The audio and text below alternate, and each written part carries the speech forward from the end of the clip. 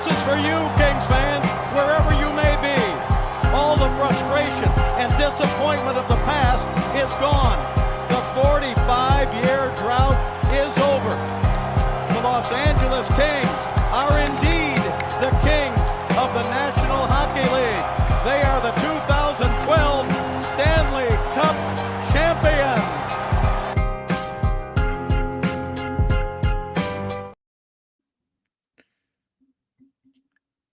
What's going on, guys? Welcome to another post-game live here on Dime Dropper for the 2023-24 season. Before we get started, you already know the drill. Make sure you subscribe on YouTube at Dime Dropper for all things LA sports and NBA. And, of course, Twitter and Instagram at Dime Dropper Pod, even TikTok if you want, at Dime Dropper Pod. Locked on Clippers if you're a Clipper fan, 5 days a week. So in tonight's episode, it's the least favorite LA night. It's therapy session for both fan bases, and I'm happy to be the therapist. Lakers and Clippers both taking fat L's. The Lakers one was really fat. Clippers, a narrow one, but a shit performance in my opinion. And I think the score makes them look actually a little bit better than they look. So we're going to be getting into it. By the way, I see Twitter right now, 23 people. Please do me a favor. Come down from that Twitter and go to the link right below the tweet that you're watching because I want to get everybody on YouTube. I'm very serious about this 10,000 subscriber thing. And, this is where I make my money, even though I make some money off Twitter nowadays as well. So please go to YouTube. Please, I beg, right underneath the link. Thank you. All right. Tweet is being deleted. Shout out to everybody in the live. Super chats are turned on if you want to drop $1 or a dime. Anything helps. But let's get to it. By the way, please check out my recent videos, the vlog on YouTube of the Reggie game. It was insane. And then Basketball on Figueroa, episode 6 with Edwin, talking all things Lakers Clippers. Let's start with the Clipper game tonight against the Golden State Warriors. Shout out to all my Warriors fans that are watching. I know I got a bunch of them. Probably my third biggest fan base now. It's probably surpassed Boston. So shout out to my Warriors fans. First matchup of the season, and we're going to be seeing them a lot very soon. This Saturday, I want to apologize. I will not be at the game. So that will be the first game I'm missing this season. Apologies to all the fans that wanted the Warriors vlog. It's not going to happen on this game, but the other game that will play against them in December, I will be at. So you'll get a vlog then. But anyway, so I won't be there. No Chris Paul in this game. But then we also heard no Andrew Wiggins, who slammed the car door into his finger. When I heard that, I was like, okay, we got to win this because Wiggins is, usually pretty good at guarding Kawhi. What were they going to do? Probably throw Draymond onto Kawhi and Moses Moody onto Paul George, and that's exactly what they did. Now, the guy that I think was just absolutely pitiful tonight is Podcast P. Clippers lost the game 114-120, and we'll get into all the details in a second. But let me just say this about Podcast P, dude. Paul George, he is so frustrating, and it feels like the same conversation that Laker fans have about Anthony Davis. But the difference is Anthony Davis, even on his worst days, is a beast defensively. Paul George tonight was a shitstorm of everything. Bad shots, all contested jumpers. We've seen it so many times. He constantly takes these contested jumpers and basically shoots himself out of the game. He says himself that he's best when he's getting to the basket. Was he tired? It might have been he was just tired, but if you're tired, sit your ass down. I don't know what to say. He's a star. He has a big responsibility on this team. If we're not going to try defensively as well, then, what are you doing out there? Defensively, he was guarding, I think it was Moody to start the game, but of course we're switching a lot, right? He was getting burned on every off-ball screen. He wasn't paying attention as well off the ball.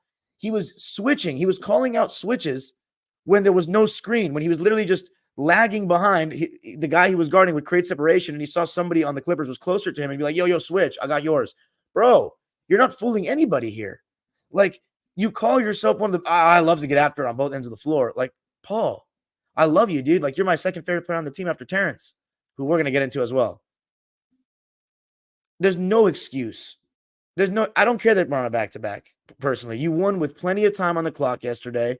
And then you had an amazing performance against Dallas on a back-to-back.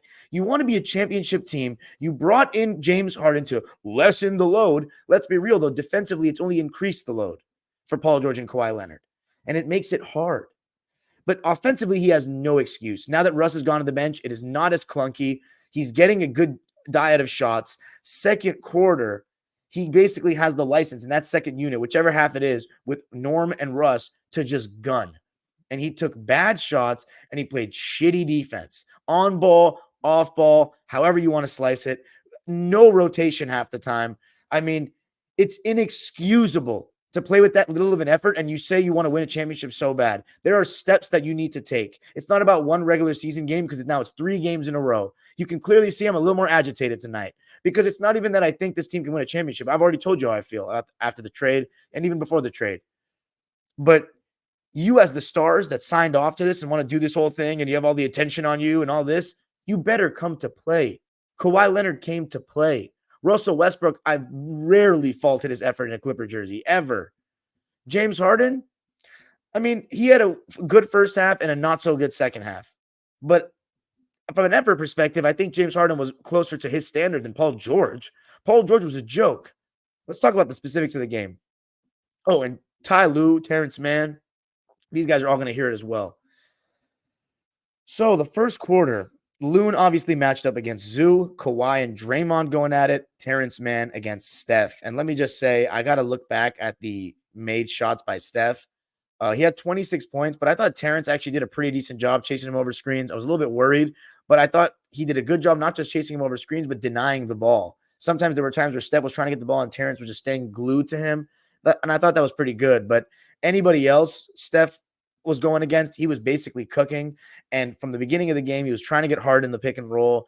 And for the most part, we hedged and recovered with Harden throughout the game until the fourth, when it becomes harder to do that. As far as Steph on the other end, he was guarding Terrence Mann. You had Clay guarding Harden, and then Moody guarding Paul George. And the Warriors in the first quarter were actually conceding the Steph switch with Harden, switching 1 through 4 on that. And James hit a 3 over him. And it was a good start to the game for James Harden. Looney was in that high drop because they don't want to drop too deep with Harden. They know he wants that pull-up 3, and he was shooting it well last game.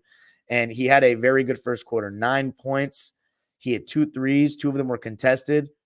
But another avenue the Clippers were getting good shots besides the Harden Zoo pick and roll, Paul George, the only good thing he did tonight was that because the Warriors were going to be either in that high drop or hedging the screens, they were going to, basically they're putting 2 on the ball when Paul George is coming off a screen. PG had some good pocket passes and good passes that led into 4-on-3 situations. So in that sense, I thought he was pretty good. When the Warriors put Saric in, they switched 1 through 5. And this is where I was absolutely blown away that even though Kawhi started pretty good, 6 points in the first quarter, the Warriors would let Brandon Pajimski switch on to Kawhi. Now, I don't know if I've talked about him on this channel before, but Brandon Pajimski, I saw him play live last year at Pepperdine for Santa Clara, and he was legitimately one of the best college players I ever saw in my life live. Like, he was so good. So good. So I thought for sure he was an NBA player. I was surprised the Warriors took him as high as he did, but when I saw the Warriors take him, I was like, yeah, he's going to be great. He fits the system. He makes quick decisions. He can play off the ball. He can shoot. But what I've been really impressed by is how physical he's willing to be defensively and how he's not afraid of anything. He's a real dog, taking charges, playing with intensity. I just love the emotion. I love the passion. So I think the Warriors, the one thing, I've watched a ton of their games, by the way, and I'm going to talk about the Warriors more, like maybe a little bit more tonight, but a couple episodes down the line, I'm going to really get into every team. And I actually thought they looked a little better tonight without Chris Paul because I thought it felt like more of the movement was back and a little bit of that pace was back. And I think leaning into Moody, Kuminga, Pods, these guys will help the team. And I think Saric has been really great this season, man. Being able to stretch the floor, being a pick and pop guy because Looney and Draymond, they're jumpers, even though Draymond's shooting insanely well from 3 this season. And that really pissed me off in the beginning of the game that Draymond hit those first 2 threes, but they haven't really had a pick and pop big like that. And Azealia wasn't, JaVale wasn't, Jordan Bell wasn't. Like, it's a real luxury for the Warriors to have that, especially in that second unit with Chris Paul. I think the Warriors' second unit's been really good this year, to be honest. Gary Payton getting injured doesn't help that. And that's another reason why I thought the Clippers should have won this game. No Gary Payton and no Andrew Wiggins. But Zoo, as far as him defensively, he was in that high drop with Steph, and I thought they were doing a pretty decent job of it. PG started out with the contested shot bullshit from the first quarter. And I thought Zubats, had another awesome game. Yeah, I was thinking about Otto Porter for the people in the comments. I was thinking about Otto Porter, but I don't really consider him a big. The guy was drafted as a small forward, and he was like he would have never been put at the 5 in the 5 years within him being drafted. That would have never even been thought of. But as a second unit, small ball 5 in today's NBA, it worked. But I wouldn't necessarily call him a big. So anyway, Paul George bullshitting, but Ivica Zubac was awesome. He had this one block on Looney where he literally just grabbed the ball, and I was like, okay, Zoo, damn, I haven't even checked 82 people in the live. Gotta love it. Anyway, and he was finishing pretty well, making quicker decisions in the 4-on-3s because Harden was getting respect. Harden's pocket passes were great. He even threw a really nice right-handed bounce pass in the pocket. And Zoo took one dribble and just dunked straight up. Again, it's all about body language with Zoo. You can tell what Zoo you're going to get with the way he's moving and the way he's attacking the rim and defending. And I thought he was the great Zoo and really has been for about 6-7 games in a row now. Like, let's be honest. For all those people that were trying to say Daniel Tice is better than him, dude, Tice is maybe better with that one-handed push shot, which, by the way, looks like it's coming along for Zoo. But having a 6'8" center is not really ideal. Like, yeah, he made 1 3 and he can stretch it a little bit further than Zoo, but like, be honest with yourself. He's not better than Zubac by any means. Warriors got some tough calls in the first quarter. Steph, Brandon Pajimski, they had that challenge and they won it when Pods didn't foul Kawhi. Clippers were up, I think, 22-20, and then the Warriors went on an 11-2 run. The young guys were hitting threes. You got one from Kuminga, one from Pods, and then Clay got fouled on a 3 by Kobe Brown. How many minutes did Kobe get? Just 6. I think he only played in the first half. Had a donut and 1 rebound. It was 0 for 1. So I don't really know if Kobe Brown, it's going to take him time, obviously, to get, used to NBA basketball, but I don't know if he's going to be the answer at the backup 4 to win a championship. Because, like, dude, it's championship or bust. You traded for James Harden. Like, let's not mince words here. The margin for error is very small. We're 8-10 right now.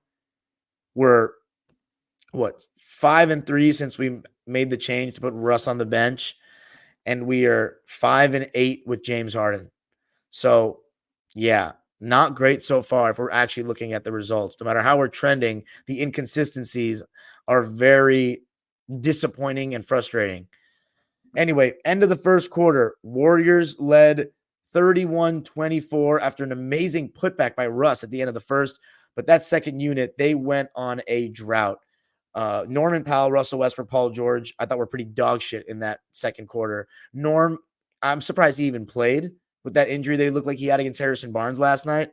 He probably should have sat out because he didn't do anything. And this is not even just when he's injured, but I have a serious concern now with Norm switching on to bigs. Not because he can't guard bigs. He actually created a turnover today against somebody in the post. I think it may have been Kuminga. Might have been Saric, though. But he doesn't rebound at all when he gets switched onto a big. He basically just concedes position. And that's an issue. And Russell Westbrook, a couple more of those bullshit no pass possessions. I hate when he does that. I hate when anyone does that. No pass possessions. Bro's out of control. He's making bad decisions. And I'm starting to get to that point where I'm going back to what I thought when we first signed Russ, and that's just don't shoot threes anymore. Just attack the space. And you know what? You have to make a pass in congestion or just take a contested layup or something. I'm living with that rather than the 3, honestly, because at least someone's gonna have to take a hit to the body, at least, bare minimum. Because he's shooting 27% going into this game, and he was 0 for 3. So expect that to drop to 26, 25 by tomorrow. So I'm starting to get over the 3-ball thing, right? And when he's sharing the floor with Harden, which he's going to, and people need to understand, right? If you want Russ to play a lot, then he has to share some of the minutes with Harden. Unless we're just taking Harden's minutes away, which, has he earned? Does he deserve that? I'm not sure. I mean, let's see. Let's look at the minute distribution tonight. Russell Westbrook, 26. James Harden, 37. So we can probably split it a little bit better than that. But let's be honest, in the first half, Westbrook, Paul George, and Norman Powell weren't playing well. You wanted to get Harden and Kawhi back in the game. That's just the honest truth. We went down by 17. The Dubs were just making all their threes. It felt like they were just shooting much better than in most games I've watched this season. And I've basically watched all of them, but mostly Chris Paul's minutes, just because I want to see how they look. But the Warriors shot 38.5% from 3 in this game, 15 for 39. Clippers actually shot pretty well, 37.5% from 3. but they were 12 for 32. The Clippers actually shot 13 more field goals than the Warriors. Warriors shot 7 more free throws. The Warriors won the rebounding battle, but it was a struggle. It was a struggle for the Clips scoring in that second quarter. In the end, the Warriors only outscored the Clips 30-26 in the second because Kawhi and Harden kind of came in and restored a little bit of order. PG couldn't hit anything, though. Anything. But Kawhi, Zoo, Terrence, and James, I thought they really weathered the storm. I thought Harden looked better tonight, especially in that first half, in the sense that, like last game, he looked to turn the corner a little more on pick and rolls and looked to try to get downhill as best he could. Yeah, he's not going to get by Moses Moody. He's not going to even get by Klay Thompson all the time, but he's at least looking to score a little bit more, and that's what he's got to do if he's going to have the ball in his hands as long as he does. Kawhi Leonard, I liked how aggressive he was being through 3 quarters. I mean, I thought he weathered the storm pretty well in that second, and I liked the pep in his step. I mean, defensively, he was also really good and helped, of course, even when he had to guard the ball, just being disruptive. He can't, I mean, teams are not going to put him in the action. Like, they're not going to target Kawhi Leonard to go at, but he still finds a way to impact the game defensively. 2 steals for him in this one. But the Clips went to the half down 50-61. Terrence Mann, while I give him his props for trying hard defensively and getting rebounds, he got 5 of them in this game. His 3-point shooting is really concerning me, and I've been saying he hasn't had bad misses, but in this one he had some bad ones. He needs to start knocking them down because I think it's very much in his head. Like, yeah, I don't think he's the best shooter in the world, but it's very much in his head. I like that he's not hesitating as much, but he was 1 for 4 from 3 in this game, 4 for 10 overall, 9 points, 5 rebounds, 1 assist and a steal. And he was actually plus 13. So his minutes were positive by a lot. But he needs to hit shots because the defense is not respecting him right now. And as much as Russ doesn't get respected off the ball, Terrence Mann and Zoo together, the spacing is not the best. Terrence needs to be better offensively, knocking down that shot. It's what he's out there to do. And you know what? When he doesn't get confident, when he loses confidence in his shot, it's not even that he hesitates on it. He'll start cutting at inopportune times when Zoo's already down there, and that's going to just hurt whoever's on the ball if we're being real. So we need him to start knocking down shots. I'm going to keep the faith, but he needs to step it up. 9 points, 5 boards, 4 for 10 from the field, and 1 for 4 from 3. Am I saying he needs to go to the bench or anything like that? No, because he's just having him on the floor makes us better because less is more offensively in the sense that he doesn't need the ball. 2, he's athletic and plays D, and we need that. You need role guys. But I thought those guys weathered the storm just a bit. Third quarter, Clippers actually won the quarter 27-25, but the Dubs were still pretty strong. They didn't budge too much. Draymond and Looney were switching the 4-5 ball screen, so when Kawhi was running the pick and roll, they were very okay with switching Draymond on to Zoo and Looney onto Kawhi. And a couple of times Kawhi actually got the better of Looney. Clippers, as I mentioned earlier, hedging with Harden on Steph defensively because we didn't want to get Harden switched on to Steph. And we cut it to 7 behind Ivica Zubac and Kawhi Leonard. I thought Zoo was really good finishing, going up strong, rebounding, protecting the rim well. And Kawhi, I was happy with what I was seeing. I really was. And that's the one positive you can take from this game. Actually, 2. Zubac is looking really good lately. And Kawhi, the last 3 games, is looking a lot better, especially these last 2. But I'm going to have some smoke for Kawhi later because he deserves some. Harden, this is when I think it started kind of going south for him. He had one bad foul baiting attempt behind the 3-point line where he just chucked it up. Thankfully, Terrence Mann got the rebound and put it in. And we got down to 4, but then the Warriors, they found a way to push it back up.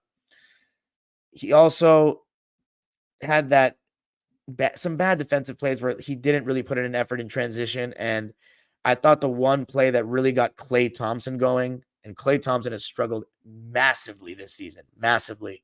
I've been saying he should go to the bench since last playoffs against the Lakers when he had a poor series. I was saying Klay should be a bench player. I know that's a huge conversation now. The controversy, especially last game where he closed the game instead of Moses Moody because he's Klay Thompson. But tonight he was great, and it's just ridiculous that we're the team that he goes off against. But I think the one play that really made the difference was that turned momentum was when Harden looked like he had gotten the rebound, and then Moody took it away from him and gave it to Klay for a foul line jumper, put the Warriors up, I think 66-60. Then after that, he hit a couple of tough threes And we had some bad closeouts, and he was attacking them well and scoring. And you can see the smiles coming back to Klay Thompson's face. And I was just not happy with that. He was 2 for 10 at halftime, and he ended 8 for 18. So 6 for 8 in the second half. As a Warriors fan, you'll take that from Klay. 22 points, 6 rebounds, 2 assists, and a block for him. 2 for 7 from 3, so not the best 3-point shooting night for him, but 4 for 4 from the foul line.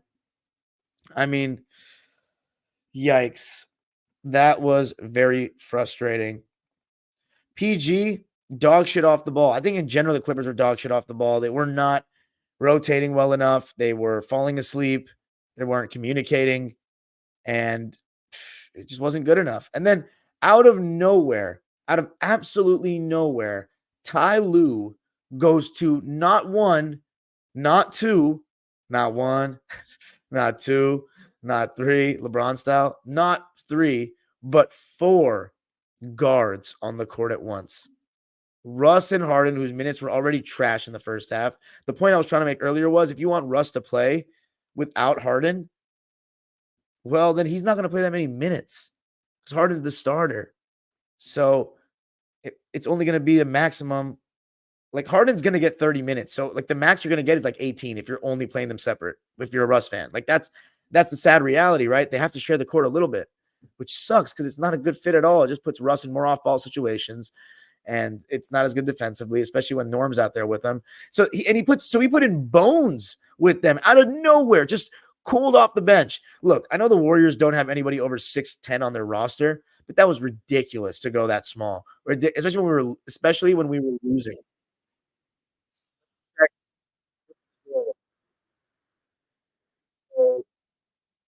Were down 71-81, 73-82 when Bones came in for PG. We went 4 guards for the rest of the quarter with Kawhi at center. It was Norm, Russ, Harden, and Bones with Kawhi at center. We were actually only down by 9 at the end of the third, so it didn't actually kill us. And then Tyson PG came right back in the game. Maybe it was to preserve legs. I don't know. But fourth quarter, I thought Russell Westbrook actually was getting us back in the game with the ability to get 2 feet in the paint, pushing the pace a little bit. Defensively, I thought he was just okay, not great actually. There's some plays where I just thought he wasn't in any kind of stance, wasn't trying to fight over, just not very good attention to detail, lazy defense to put it lightly. But PG 4-on-3 reads, making some good passes, or getting blitzed, making good passes to get to those 4-on-3 situations. Daniel Tice made some solid reads, missed a couple of shots, but Russ, he did a good job cutting off the ball. And Russ fans, let me know what you think. But in my opinion, I've seen the most off-ball Russ, like good things off-ball from him of any point of his career with the Clippers. His cutting, screen setting, and rolling, I think all that stuff has been better than it's ever been because he's had to. And you saw a nice baseline cut in this game in the fourth quarter. You saw a nice drop off to Tice. I saw just better play from Russ than in the first half. And I actually thought he was playing really well. He deserved to close this game in my eyes.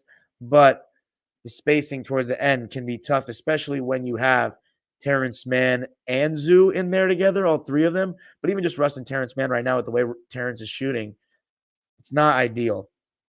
You really need PG and Kawhi and even James Harden to a degree to be really good offensively to counteract that. And Russ needs to find a way to contribute when they're not respecting his shot, whether it be crash the offensive glass, set a screen. And I think he did that in this game.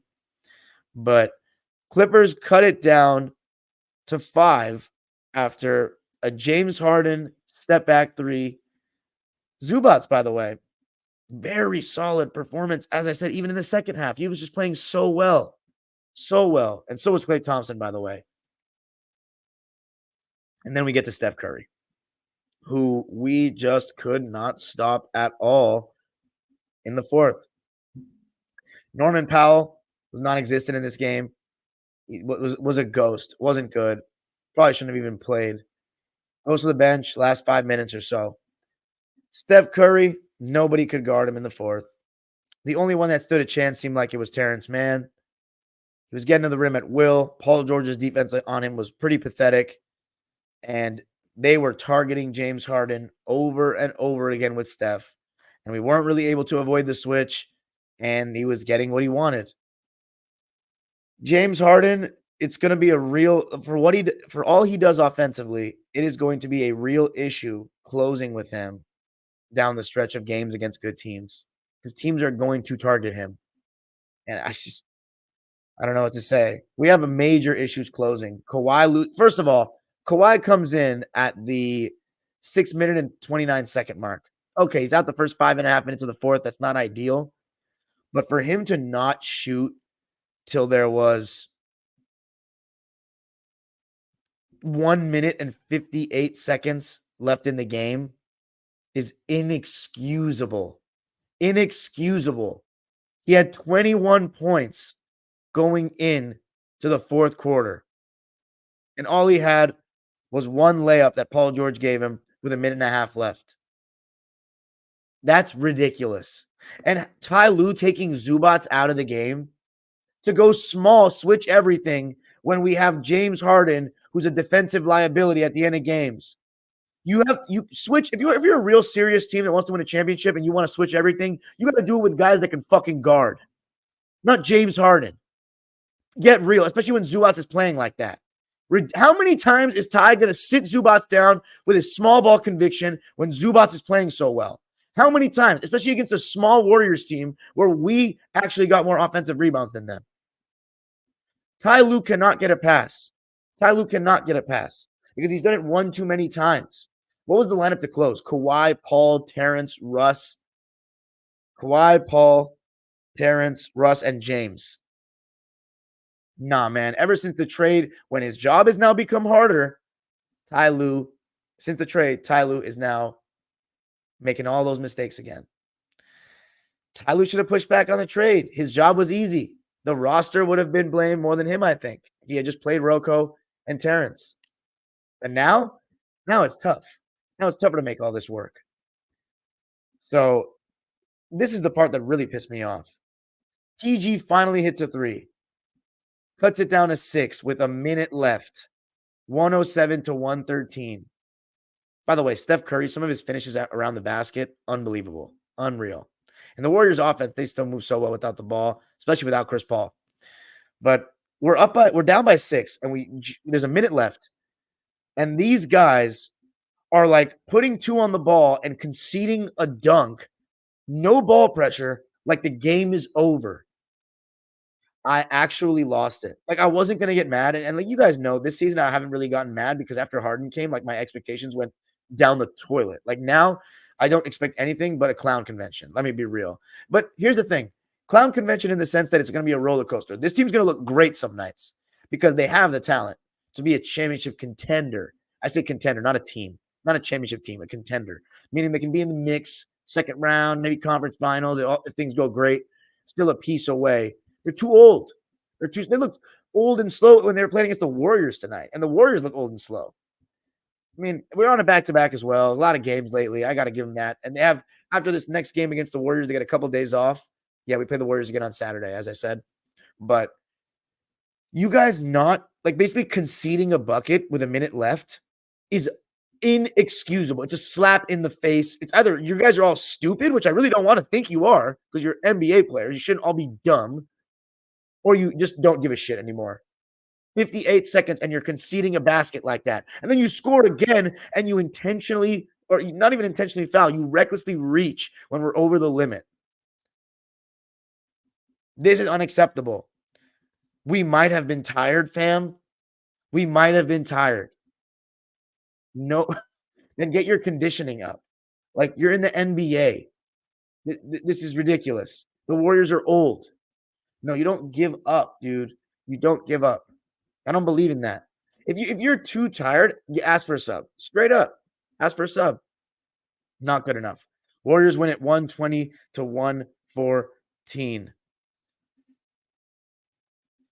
120-114. And yeah, poor, no help, very rare. Besides Zubats, no help defense when Steph was beating guys off the bounce. Let's read the lines. The Warriors win it 120-114. They're now 9-10. The Clippers are 8-10. Warriors went 9 deep. Corey Joseph played 22 minutes, had 1 point, 2 rebounds, and 2 dimes, 0 for 2 from the field, and 0 for 2 from 3.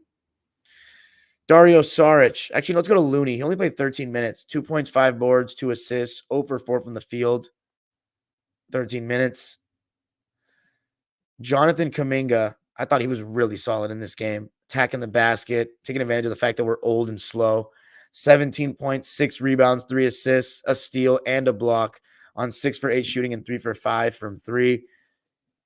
Brandon Pajimski, really great impact. The Warriors bench were just all in the positives, in the plus minus, double-digit positives as well. 13 points, 8 rebounds for Pods, 8 rebounds. Wow. 2 assists, 5 for 10 from the field, 2 for 4 from 3, 1 for 2 from the line, so 50-50-50 splits. Dario Saric also was solid again. 13 points, 5 boards, and a steal on 4 for 7 shooting and 2 for 4 from 3. Yeah, Dario Saric, 13, 5, and 5. He'll take that all day as a Warriors fan. And then Moses Moody, 13 points, 3 rebounds on 6 for 10 shooting, 1 for 4 from 3. Thought he was pretty solid. Draymond Green, 13, 5, and 5. So at least he got double digits in one category. I thought he was quieter as the game went on. 4 for 8 from the field, 2 for 4 from 3, 3 for 4 from the line. It's a pretty efficient game for Draymond. And then Clay, I already mentioned, 22 points on 8 for 18 shooting. And then Steph, 26 points, 7 rebounds, 8 assists. Overall, for me, probably still the player of the game because he just demands so much attention. Near triple-double for him. 8 for 15 from the field, 3 for 9 from deep. So I thought we did a good job contesting his threes. And 7 for 9 from the foul line, that was really rare. But the Warriors shot 50% from the field, 38.5% from 3. So really solid there. And they took care of the ball. That's the one thing. They were a joke against the Kings in terms of taking care of the ball. Had like 20 turnovers, including those 2 in the last minute. Steph and Draymond only turned the ball over 7 times. That's a massive W for the Dubs, or 9 times. Clippers only turned it over 6 times. That's part of the reason why they got 13 more shots off than the Warriors. Only shot 44%, though. 37.5 from 3. Let's talk about it. I mean, Kobe Brown already mentioned a donut in 6 minutes. Bones Highland played 4 minutes, had a donut, 0 for 1, shot a contested 3. Daniel Tice, 15 minutes, had 10 points, 2 rebounds, and 2 assists. He was a minus 20, but I think he was actually pretty solid. He wasn't great, but he was pretty solid. 4 for 9 from the field. He only played 15 minutes. I'll take 10 points in 15 minutes. And then you've got Norm, 5 points, 2 turnovers, not playing good defense, 1 for 2 in 18 minutes. And then you had Russ, who played 26, so at least you got him over 20 in this one. 14 points, 11 rebounds, 6 of those offensive rebounds. That's awesome. 6 assists and 0 turnovers. 0 turnovers. You'll take that from Russ. Just a couple of bad shots. 0 for 3 from deep, 5 for 13 overall, so not very efficient. 5 for 10 from 2. So again, I'm honestly down for him not to take threes anymore. 4 for 6 from the foul line. He shot the most foul shots of any Clipper, so getting to the line, that's big. A double-double. I'll take that off the bench, to be honest. But he still can be better. And then there's Zoo, who only played 27 minutes, which is a joke. An absolute joke considering he only had 1 foul. 18 points and 13 rebounds, 4 offensive rebounds, a block. He shot 4 for 5 from the line. I've been very critical of his free throws so far this year. And he was 7 for 11 from the field. Disgraceful. And he wasn't even getting taken advantage of in pick and roll like that. Disgraceful that Ty Lue didn't close with him.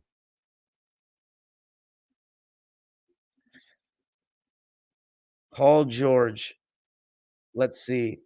That's the Terrence Mann. 9 points, 5 rebounds, 1 assist, and a steal. 4 for 10 from the field and 1 for 4 from 3. He's got to be better. Than PG. Actually, no, let's go to Harden first. 18 points, 3 rebounds, 7 assists. Only 1 turnover, so he did take care of the ball, which is good. I thought he was decent. He had a good first half. Don't think he was very good in the second half, and he's a real problem closing games defensively. 6 for 13 from the field, 5 for 10 from 3. So he was efficient. We'll take that. 1 for 2 from the line on his and 1 in the second half. He didn't make the free throw. It was well short. 37 minutes, maybe a little too much. How about Paul George? Played 37 minutes and he was just atrocious. He had 10 assists, though, and only 1 turnover. That's awesome. But That's the only positive there. 15 points, 1 rebound. Oh my God. 1 rebound, 6 for 18. He shot the most of anybody. Ridiculous. Third, oh my God, 33% and 30% from three, 3 for 10. Way too many threes. 10 threes out of 18 shots, 0 free throw attempts. Oh my God. Proves my point. Awful, disgraceful, needs to be better. Kawhi Leonard, 23 points and 7 rebounds to go along with 2 steals, no turnovers. He was 9 for 17 and 2 for 2 from 3, 3 for 4 from the line. Ridiculous that you're not getting 20 shots up, dude. You can blame it on Ty Lue. You can blame it on PG and Harden or Russ, whoever it may be at the end of the game. Kawhi needs to demand the ball. And we should, as play calling, yes, we should look, because Ty's been calling a lot of sets on dead balls, as I've been mentioning, more so than before. He needs to make sure Kawhi gets that ball more often. But anyway, all right, that's it for the Clipper game. Now let's move on to the Lakers. So as for the Clippers, moral of the story, I don't even know what to tell you about this team. They look great one night, they look awful the next. It was a lot of games in a row, but it was still a bad loss. And it's on the stars more than anything. Coach can be better, but Terrence also needs to be better offensively as well. The good news is Kawhi and Zoo are looking really good, and Harden's playing better as well. The whole Russ Harden thing is just tough because you want to be maximized, you want Harden to be maximized. Feels like Harden is starting to be. Russ feels like there's still a little bit of a shackles on him, and I think when he comes in, he's pressing too much because he's just trying to make an impact. He's just trying to stay on the floor, and sometimes that can be a little bit detrimental. Let's talk about the Lakers. But before we do that, I'm going to read some comments. All right. Don't comment for a sec, guys. Let me read some.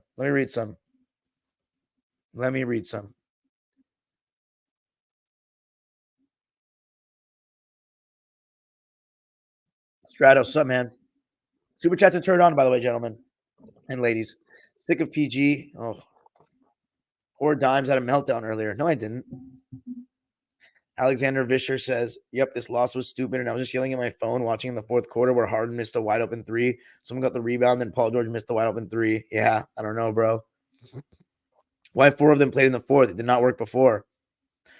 Well, because Harden was having a pretty good offensive game. Russ was having a good stretch of play, and you want to close with Kawhi and Paul, so that's the logic. PG plays ass the whole game and then wants to finally start scoring in the fourth. Shaking my head. I get that they were doubling him the whole game, but dude, just drive more because your shot not falling. They weren't even doubling him really the whole game. Yo, yeah, I was here. Peter Berg says second game of the back-to-back for an older team. This is what you should expect. But then what do you say about that Dallas game, Peter? PG missed that wide open dunk, and he also missed that wide open 3 in the fourth. Shaking my head. Yeah. Braun, a washed up fossil.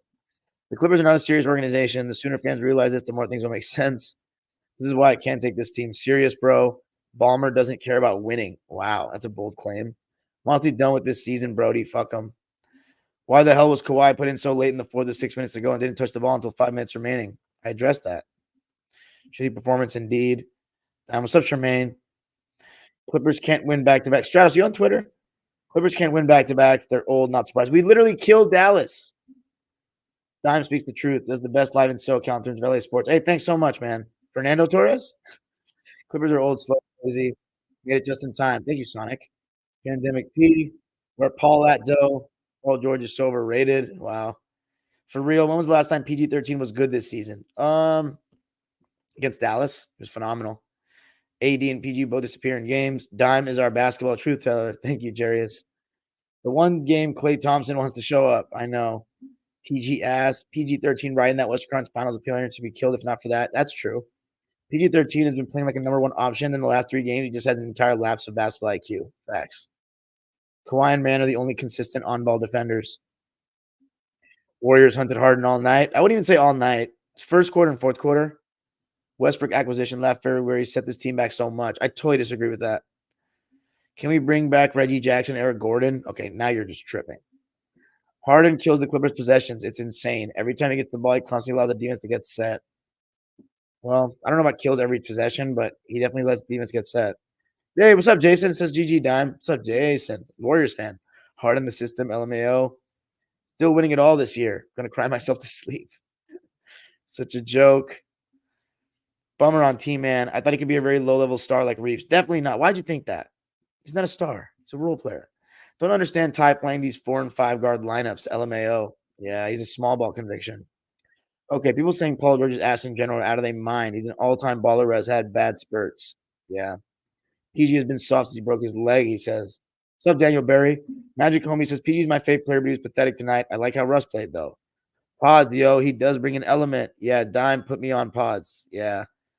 Man has been a disappointment this year. He still makes the hustle plays here and there, but man, his jump shot is broke. Bielitsa. Oh, the power forward, yeah. Couple things I wanted to mention actually before the commenters. They always sometimes remind me things to say. Nemanja Bielitsa, you could put a case in for him as being a stretch big for the Warriors, although he's more of a power forward than a center. As far as the Clippers, if you're wondering why did they close the lineup that they had a bad starting lineup, they were terrible together. The big four plus Zoo, because they were Harden and Russ had cases to play because they were playing pretty decently separately. So Ty was like, let's put them all in together, and Norm wasn't playing well. The obvious choice is, instead of Russ, go with Terrence and Zoo. But then he took out Zoo and just had Terrence and Russ. So anyway, that's my answer to that. We have serious problems closing. Kawhi's legs go at the end. Now he's not demanding the ball. We have a problem getting to the rim. Paul George, Kawhi, and Harden late in games. I don't trust them getting by people consistently. Paul George is the one I trust the most. And then spacing as well with Russ and Zoo. If we have two of them in, spacing is not ideal. So it's tough. And now Terrence Mann, you can add to that as well. Okay, let's see. Ty can't keep win with these 4-guard lineups and expect to win. And Otto, we played him at the 4. I mentioned that. Channing Frye on NBA TV said Russ fits better with the starters, so much better. Interesting. Even Thompson killed us, and he's been playing terribly. Yeah. He said to speak facts, Jarius says. Looney isn't getting off the floor this year. It's different than the last few seasons. Okay. Soon people realize that Harden and Westbrook both need to be traded. Okay. Interesting. Yeah, wasn't Zoo in the top 15 for defense at some point last year? By what metric? Wasting Kawhi's prime. What?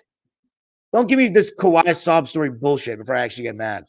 Wasting Kawhi's prime. Who wanted Paul George and made us trade away a guy averaging 30 right now and our whole future? And he hasn't been available in the playoffs besides the bubble. Yeah, get the fuck out of here wasting Kawhi's prime. Westbrook brick like 3 wide open threes. He did. I don't like these nicknames, bro. Are you on our side or are you not? Actually, you know what? I do it for James Harden, so whatever.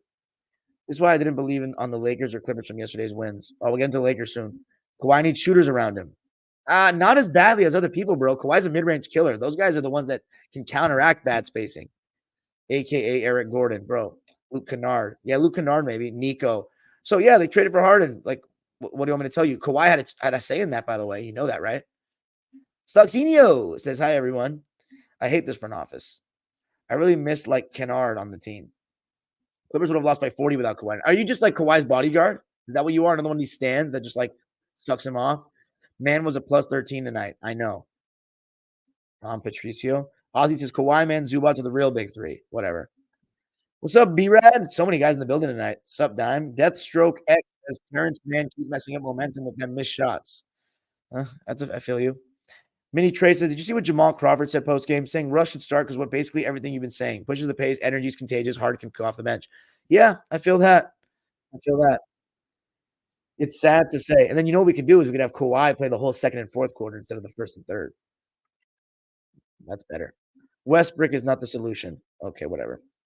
You know Kawhi wanted him, right? We are so slow, it's hard to watch. What's up, Luca? He says 4 guards and Claw was awful. Oh, 4 guards and Claw was awful. Yeah. Free Bones, LOL. Dude, when we got Harden, that was it for Bones. I just don't understand why this team is so up and down. It's on the stars. I seen that I want to know why the fuck you do that. Ozzy, you saying Westbrook, all right, says you're just biased and a hater. You Bones fan and calling Russ Westbrook? Be for real. Is he a Bone? Play Bones, trade Norm for a defender. Norm's a good fit around them, though, because he's an off-ball guy. There was a shot that left. Oh, my God. You know what? I'm not even going to read the comments with that name anymore. To be honest with you, Russ is y'all best defensive player right now. I don't know about that. I really don't know about that. I think it would be either Kawhi or Zoo. right now, playing good defense. Your two main players not playing good defense. I beg to differ. I think Paul George has actually had a pretty good defensive season. He's had some bad games recently. Um, Last night he wasn't bad defensively. Kawhi's been he started out kind of shaky, but he's been actually started out well defensively, then shaky after the trade, and now he's back. Harden can go too. Ozzy, LMAO for who though? Let's see your basketball knowledge. Did you watch Russ pre-Harden in the playoffs? Too much ball watching, gang. That's always the case with the Clippers, though. Team's gonna switch everything. Westbrook completely kills spacing. I don't think he completely kills it. I really don't. Now, two people that can't shoot, it's not ideal. I think there's more to basketball than just spacing, personally. I play 2K, and every time someone ball watches, it's a free bucket. Terrence Manns is too right now. Yeah, it's a fact. You can't only say Westbrook. Clippers need to be looking at the Bulls for some trade targets. James has been getting hunted every single game. Shaking my head. Bigger mess of a team, Bulls or Clippers? Definitely the Bulls, dude. Luka Kasala. For reals, bro. Especially in the clutch minutes, Harden gets cooked. We need Caruso. Yeah, every team wants Caruso. Every player on the Bulls is probably available. You said Westbrook went playing on defense, right? No best defense, bro. How y'all kept getting a rebound? You need to be telling James Harden to play some defense.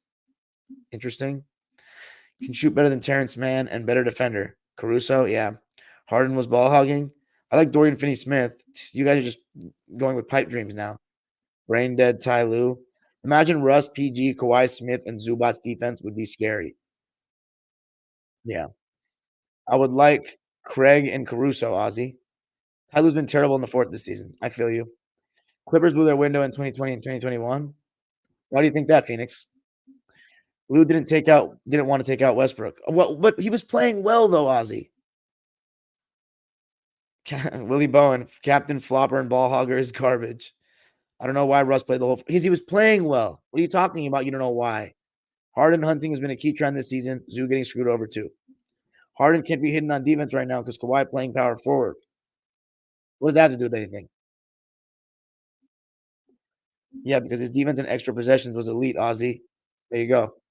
It should have took off Harden. He was getting cooked and not hustling. Pandemic P, clown. Clippers front office will make a move to the deadline. Clown show. We might have been tired. Fam already addressed that. It's the effort. Some nights it's just piss poor. These guys don't play like they're hungry for a chip. Ahmed Igal says blaming Harden is so corny. He was the best player today. What game are you watching, bro? You Harden stands are the dumbest people I've ever. You're worse than LeBron fans because at least they support one of the best players of all time. You guys are actually crazy. How do you watch this? Oh my god. I don't even get off my channel, bro.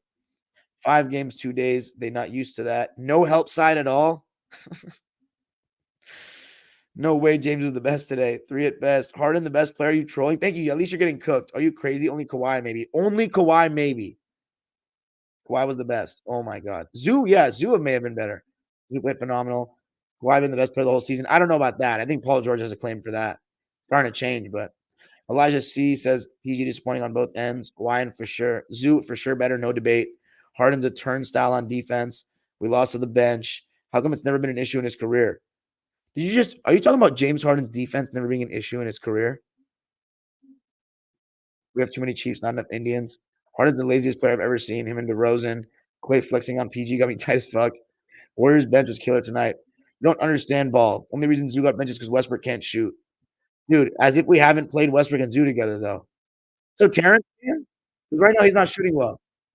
And if need be, first of all, Westbrook, he didn't have a claim to the alternative. You got to take Terrence out, right? The Zoo Harden pick and roll with Kawhi on the weak side is unguardable. But 2, Lou never ran it once. Who's on your strong side? Paul George. The thing is, there's always a non-spacer out there unless Norm's in. And right now, James Harden, in the second half, you didn't notice he wasn't getting the same step on dudes, getting turning that corner, bro. Moses Moody had him locked up. He was stopping his dribble. If you didn't have bearded glasses, you could see that. I actually don't think Kobe was bad. He gives us good size, allows Kawhi to play small forward. I hate Kawhi at power forward, a small ball center. I don't mind him at power forward. Zoo got benched because he didn't want to take out Harden, who plays no defense. I'm trying to see Bones play 23 minutes. It's not going to happen with Harden. I want to see more Musa. No, but he can't shoot. Can't be the power forward. Clippers need more young energy. Yeah, there you go. Deathstroke. Right on the money. Zoo should be the one closing, regardless. Can't afford to go small because you don't have a power forward. like Rocco or Batum anymore who can play small ball 5. You're dumb. Harden made it 100 and 105. Westbrook then shot a 3 and it was over. Then get off the channel if I'm dumb. Seriously. That's when it was over. So you're just looking for a scapegoat because you don't want to blame the fact that your boy just can't play D. At least he gives us defense and length. I think they brought Zoo off the court because of Curry, but he wasn't getting exploited. So let me tell you this. That's a terrible counter argument. Zoo's getting picked on in pick and roll, but Harden wasn't? Nah. Didn't feel like PG had 10 assists, not gonna lie. Yeah, it didn't. It felt like about 7. It's raps if we can't space the floor when they double. Well, that's maybe a problem. Kawhi can't ISO with man Westbrook on the court. Yes, he can. That's how it's called a mid-range game, which your boy Harden doesn't really have. Kawhi the GOAT. Okay. Alexander, if they worrying about Curry exploiting the team, then Harden shouldn't be in either. Kawhi slander? Yo, Luca, put him on timeout for a sec. Paul's first 2 shots were layups. He got fouled on, in my opinion. And due to that, I thought he stopped attacking the rim. No excuse. Frustration set in. But you're probably right, but no excuse. What's your lineup then? You're just a Harden stance. You didn't watch the Clippers before you came, clearly. Clippers fan base such a mess. LMAO. Westbrook playing center is crazy. He wasn't playing center. Small ball sucks. I hate it when the Clips play small ball. Would Plumlee help? I feel like getting a little too small. I don't know, to be honest. Russ efficiency needs to be better, but other than that, he was good. Tyson Zubats play together, please. True, but it's just harder for him to get the rhythm now that he's only playing 15 to 23 minutes. You'll be straight, though. He turns up usually this time of the season. I agree. By the way, Golden State Warriors juice last of Bielitsa. Father Time hit him right after he won with Golden State. Zoo is a beast. Golden Knights. Just finally was rooting for you guys, and y'all let me down. Beat him on Saturday, though. Appreciate you, Golden Knight. Because we have great players. The effort tonight was just piss poor. We'll be all right. Yeah. It's so frustrating watching Clippers loss. I want to make it to the playoffs and see a healthy PG and Claw run again. Kawhi was decent, but needs to demand the ball more. He's been too passive, loses confidence in the clutch, I've noticed. I just want the 2021 Clippers again. Appreciate you, Benjamin. Stocks Inyo says 2021 Clippers. Y'all remember the game where they won against best big 3 without stars? It was the biggest upset. What are you talking about? Oh, Nets big 3? Huh? Did we? That was 2022, I believe, my friend. We didn't have a big. Oh, yeah, their big 3. Anyway, okay. Laker time. Let's get to it. Laker girls. All right, let's get to it. Welcome to the channel, Laker fans. Let's get to it. All right, now the Lakers playing against the Oklahoma City Thunder. I haven't talked about the Thunder on the channel yet, and I've been watching a lot of them, actually, so I'm going to give them a nice full review when I do that episode in a bit about grading every team. But the Lakers also coming off a back-to-back in which they killed the Pistons, so they got to rest their starters in the 4th, and it was a good start for the Lakers, actually.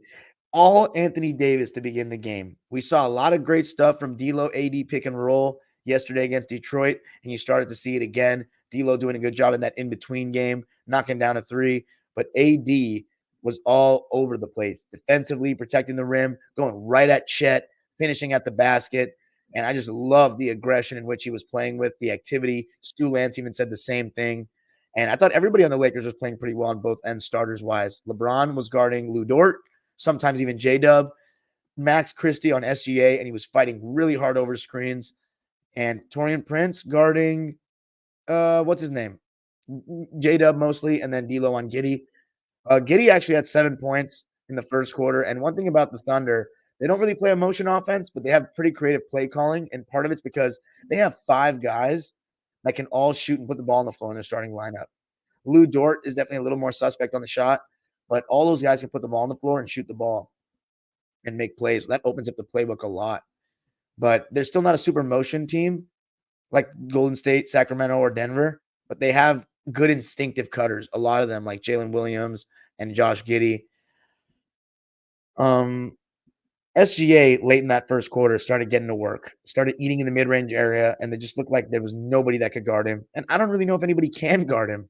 16 points for SGA in the first, but Anthony Davis had 15 and 6 in the first. LeBron on the quieter side.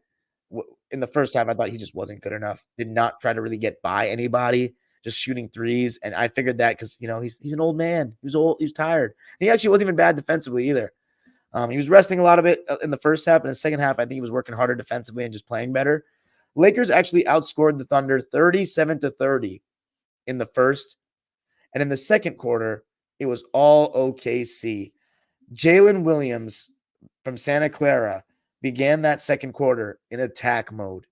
The Lakers had D'Lo. By the way, the Lakers were super shorthanded role players wise tonight. No Rui Hachimura out with a nose injury, I believe. And then no Jackson Hayes out of nowhere. He played last night. And then Cam Reddish, who just came back from the groin injury. It feels like load management or injury management because he played fine last night, in my opinion. I think they're just, siding. What's the phrase? Taking the side of caution or whatever. But they missed him. They missed him for sure because they could not really guard at the point of attack throughout the game. Max Christie was trying his best, but it felt like the Thunder, as the game went on, were just getting 2 feet in the paint way more than the Lakers, had way more athletes, had way more bounce, were younger, faster, and more energetic. And on every miss the Lakers had, and they started to go cold, they were able to get out and run and try to get transition threes. And the Lakers with D'Lo and Reeves in and AD not in, the point of attack defense was weak, and there's no real rim protection. Christian Wood as your small ball five, or not even a small ball five, as your five, it's not really much resistance, and there was a lineup with Christie and Prince out and AD not in, and that was just tough. You had the two guards, Reeves and D'Lo in. Reeves was missing every open three, and he wasn't giving you much defensively, and Jalen Williams was getting to the basket, and LeBron was not looking to drive. And every long miss can lead to something for OKC, and the transition game was really hurting the Lakers. I also think Chet started getting into the game more in that second quarter. He was making a huge difference defensively, protecting the rim, and having him be able to stretch the floor, attack closeouts. He's got a smooth jump shot. It gives the Thunder a big luxury.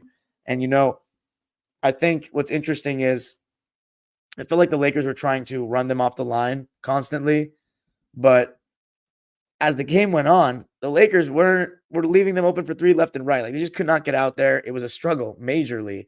And a large reason is because Shai Gilgeous-Alexander.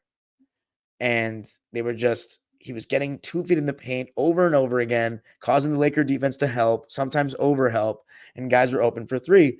And I thought that in the second quarter, you started to see the Thunder were the first to lose balls. They were the more energized team, quicker, more active on both ends of the floor. The rebounding battle, 48-41 in favor of the Thunder. They had 8 offensive rebounds to the Lakers' 7. The Lakers turned the ball over 13 times. The Thunder turned the ball, 14 times. Thunder 9 times. Fast break points, and this is the real stat I'm trying to tell you. And in the third quarter, it was the major takeaway for me. 26 points to 12 overall fast break points in favor of OKC. Every long miss can result into something for the Thunder when you're not going to get back on D. And the Lakers look tired, old, couldn't get back. I said they were going to lose this game on Basketball and Figueroa. I said, I've been really good about my Lakers predictions so far this season. I said they're going to beat Detroit. They're going to lose to OKC. Too young to beat on a second half of back-to-back. Lakers shot 33% from three in this game, 11 for 33. They started out shooting lights out. Then the Thunder, as they were cold in the beginning, but they started to get it going, and it got ugly. 21-5 bench points in the first half in favor of OKC. You had guys like Aaron Wiggins coming in, hitting jumpers. Cason Wallace, I love his energy and his defensive effort every time I watch him play. And he can hit the three ball.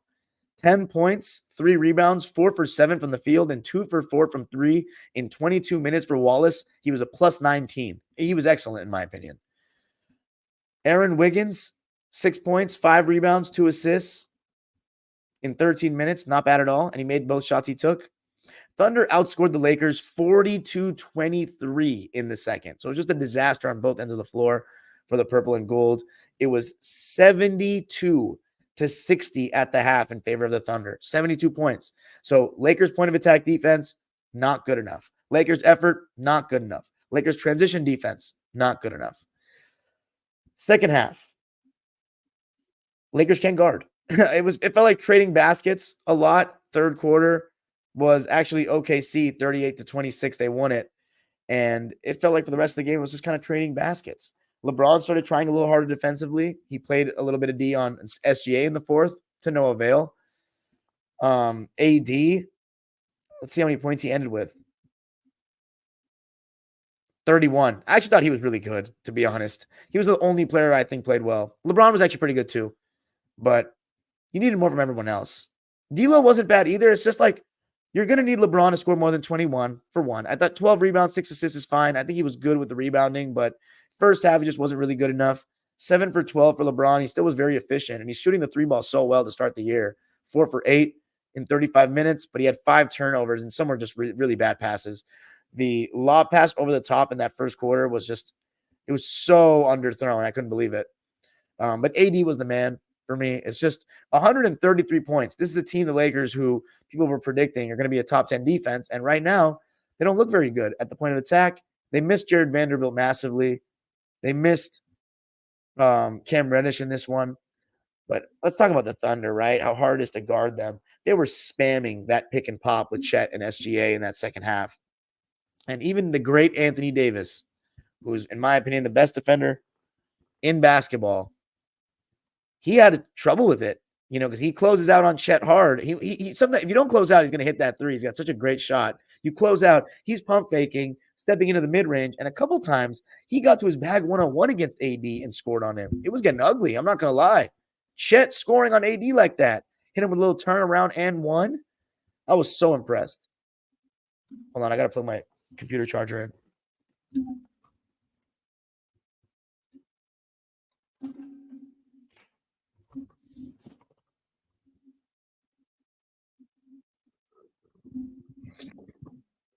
But I'm very impressed with Chet, both ends of the floor. I think he's better than Wemby right now, but I think it feels like I watch Wemby and he's a rookie, and I watch Chet and it feels like he's a sophomore because he's spent time already, in the league over the course of the last year. Ben Simmons, Blake Griffin, Chet Holmgren, all these guys that missed that whole first season, but they were around NBA, their team the whole time.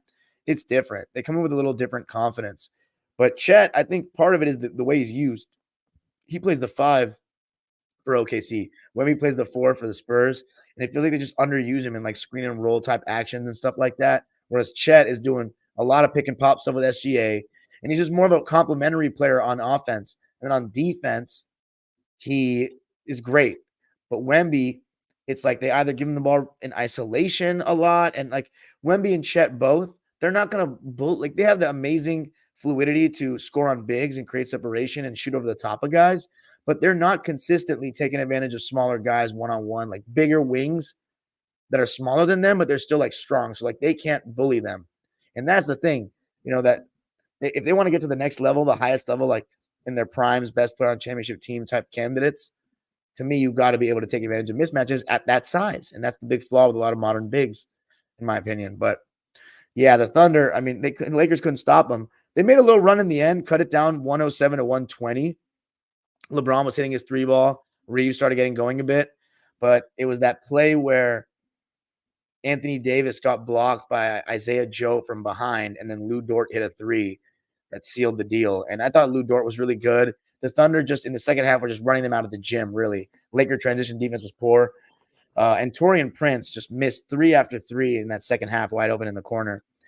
Lakers lost it 133 to 110. An absolute blowout. Lakers go to 11-9 on the season, 20 games in now. So we're basically at the quarter mark, first quarter mark of the season for the Lakers. Wow. It's flown by. Thunder 12-6 right now. One of the best teams in the West. I think the Thunder are very impressive, but I haven't been too impressed on like any particular win. Like they're getting wins that I'm predicting them to win, to be honest. Yeah, they're a little better than I thought because Chet is doing better than I thought, to be honest. Let's read the lines. Jalen Hood-Schifino played in this game, and I thought he looked very unconfident with the ball in his hands in terms of like letting it fly. He was open a lot, didn't want to shoot. He had 3 points. He was 1 for 6 from the field. He was 0 for 3 from deep. He was a -15. He had a rebound and a turnover in 19 minutes, so no good. Christian Wood, 21 minutes, 7 points, 4 rebounds, and a turnover. 1 for 6 from the field, 0 for 2 from 3, 5 for 7 from the line. But that's just not good enough. You needed better from the Laker bench. You needed it. You only got 24 points from the guys that were actually playing real minutes, which was Reeves, Hood-Schifino, and Christian Wood. Reeves, 29 minutes played, ended up actually having an efficient game, but I don't think he was very good. His defense wasn't strong, and he was 1 for 4 from 3. 5 for 9 from the field, 3 for 3 from the line, 14 points, 2 rebounds, 3 assists, 2 turnovers. And then Max Christie, I thought he was okay, actually. Tried his best. He looked like the only guy that stood a chance of guarding SGA. 8 points, 2 steals, 1 block, 1 turnover only. 3 for 7 from the field, 2 for 3 from deep in 21 minutes. And then you had Taurean Prince. 6 points, 1 rebound, 2 assists, a turnover, 2 for 7 from the field, and 2 for 5 from three. So those threes that he missed in the second half, those were the only threes that he actually missed. But I don't think he was very good. 2 for 7, not great. D'Lo, 16 points, 3 rebounds, 10 assists, and 2 turnovers. I actually thought he was pretty good. Defensively, not so much. Has to just be better, but he's not a very good defender at the end of the day, even though I think he's been a little better this year. 6 for 13 from the field, 2 for 5 from three, 2 for 2 from the line. And then you have LeBron, 21 points, 12 boards, 6 dimes, 5 turnovers, though, a steal and a block, 7 for 12 from the field, and 4 for 8 from deep, 3 for 4 from the line. So the positives, he was still efficient, had a good shooting game from three, but he didn't get to the rim as much as you would need to win. It just felt like the Thunder were getting 2 feet in the paint on their open threes, and the Lakers weren't. They're like semi-open. And LeBron, he just looked a little tired tonight. It's normal. At least there's no back-to-backs in the playoffs, right, Laker fans? AD, he was good. 31 points, 14 boards, 2 assists, 2 steals, 11 for 18 from the field. I like that he didn't take many threes, only 1 3. 9 for 10 from the line. So you like that, 90%. Lakers shot 27 for 32 from the line, 84%. That's really good. They actually shot 10 more free throws than the Thunder, but the Thunder shot 13 more shots. I talked about Cason Wallace and Aaron Wiggins. Isaiah Joe had 10 points as well. So Cason Wallace 10, Isaiah Joe 10. He had 5 rebounds to go along with it and 3 blocks. Actually, I've been pretty impressed with Isaiah Joe defensively when I've watched him. I don't know if he doesn't look like the type of player that would defend well. Whenever I watch him, he somehow does defend well. 4 for 8 from the field, 2 for 6 from three. Kenrick Williams played 19 minutes. He had 1 point, 2 rebounds, 3 assists, and 2 steals, 0 for 4 from the field. Don't think he caused too much damage. Jalen Williams from Arkansas played. Only 7 minutes, though, 3 points. Waters, the third, played 5 points in 12 minutes. The starters, though, they played 21 minutes or more, all of them. Josh Giddey, 14 points, 8 rebounds, and an assist and a steal. He did have 4 turnovers, though. 5 for 10 from the field, 2 for 5 from three. Giddey, I mean, his jumper is still not convincing. Teams are going to really dare him to shoot. But I've always liked Giddey's game in the sense that he's really crafty. He has a nice floater. He's good around the basket. And he can pass with both hands. High IQ player to me. 5 for 10 from the field, 2 for 5 from three. You'll take that all day. What's going to happen with him in that situation? No comment on that. I don't know. Lou Dort, I thought he was excellent. Hustles, was making his threes, 12 points, 7 rebounds. He had 3 offensive rebounds, 3 assists, 2 steals, and a block, and 0 turnovers. 5 for 9 from the field, 2 for 5 from three in 28 minutes, plus 11. He was awesome. Does his job. Good role player. Athletic, can finish around the basket. He's good in transition. And he's gotten better at the 3 ball. Can guard on the point of attack. Then you have Jalen Williams from Santa Clara, who's been amazing this year. I think he's such a good player. He defends. He can play making pick and roll. He can shoot the 3. He can hit the mid-range. He can create his own shot in isolation. He's a pit bull going to the rim. He's going to be a star, if not this year, next year. 21 points, 5 rebounds, 7 assists, and 0 turnovers. Unbelievable. 8 for 13 from the field, 1 for 4 from deep, 4 for 5 from the line, and he looked like he couldn't be stopped in that second quarter. And then Chet Holmgren, 18 points, 5 rebounds, 1 assist, 2 steals. He may have not had a block, but he affected plenty of shots. 8 for 15 from the field. He did not shoot the 3 ball well in this game. 1 for 6 from there. Made his only free throw, but I thought he was excellent, especially in the second half where he was giving AD the business. And then just a casual night at the office for the man that was drafted by my Clippers, Shai Gilgeous-Alexander. 33 points, 4 rebounds, 7 assists, and a steal. You can make an argument he was the best player on the floor tonight. I think in the first half, AD was the best just because his two-way presence. But overall, Shai commanded this game. 11 for 18 from the field. His mid-range game, his ISO package, his ability to get to the line and be so good at shooting those free throws. In this game, 10 for 10, second to none. and he's becoming one of the best players in the league. A great win for the Thunder. As for the Lakers, look, man, the Lakers struggle against these young teams that want to run. Sacramento caused problems, OKC caused problems, and Dallas even caused problems. Back-to-backs may not be the Lakers' friends. It's just a matter of building consistency, but I'm not going to lie, the Lakers are just old, man. Like AD and LeBron, they need some help. They need the role players to be healthy too, right? I think they desperately need Vando back. Vincent would even help. So they need some of the role players because they're not stepping up enough and they're just missing too many shots. But I think I wouldn't panic if I'm a Laker fan at all. The West is all over the place right now. And so in a couple episodes, I'm going to be doing a grading of every team in the league. I'm pretty much caught up. But guys, thank you so much for joining me. Thank you for listening. Now to the live subscribers waiting patiently in the chat. I obviously will be off, not doing anything. No episode coming on Friday because no Lakers or Clippers. Saturday, I'll probably do something for Clippers Warriors. Peace and have a great Friday. All right, what we got with the comments before we get out of here because I got to do locked on clips. Let's see.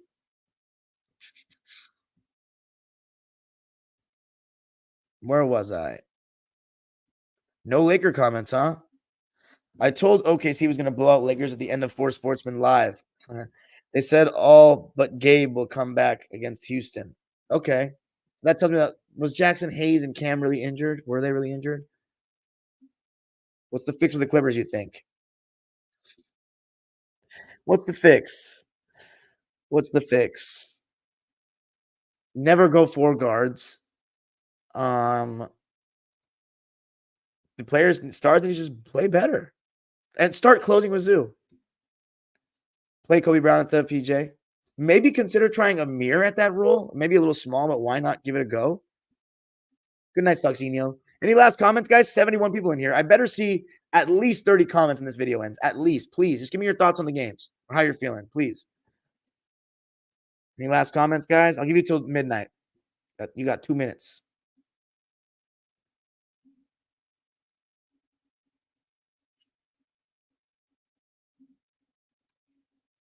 Okay. Have a great night, everybody. Please comment on the video for the algorithms. Peace out. And so, as far as the schedule, check out my latest vlog. It's hilarious, especially the videos at the end of the games, the fans. What else do I got? Basketball on Figueroa. Look at my predictions for this week's games and just our general feel of the Lakers and the Clips. And posing a serious conversation about both teams' title hopes. And yeah, that's about it. Remember, you can always check my playlist for all my archives of all my kinds of videos. Do I think the Clippers will win on Saturday? Yes, I do. Peace out and have a great one. Comments, by the way. Really got good, really great momentum right now, fellas. It's all because of you guys. Love you. Peace.